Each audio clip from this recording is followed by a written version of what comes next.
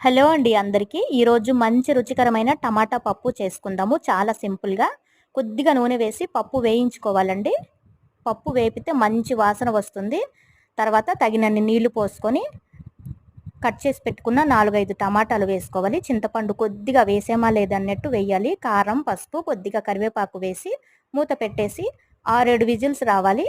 Whistles వచ్చిన తర్వాత కుక్కర్లో ఉన్న గ్యాస్ మొత్తం బయటకు తీసేసి మూత తీసుకొని రుచికి సరిపడా సాల్ట్ వేసేసి కలుపుకోవాలి. పప్పు చిక్కగా ఉంటే కొద్దిగా నీళ్లు పోసుకోవాలి.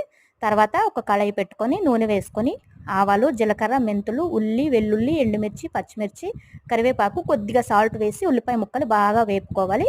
ఇది వేగిన తర్వాత పప్పు అందులోనే వేసేసి బాగా కలుపుకొని వెంటనే మూత పెట్టేస్తే తాలింపు వాసన అనేది పప్పుకి బాగా పడుతుంది.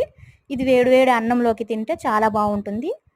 చూసారు కదా, ఏదైనా పక్కన దుంపలు వేపుడు ఉంటే బాగుంటుంది. ఇంకా థ్యాంక్ యూ.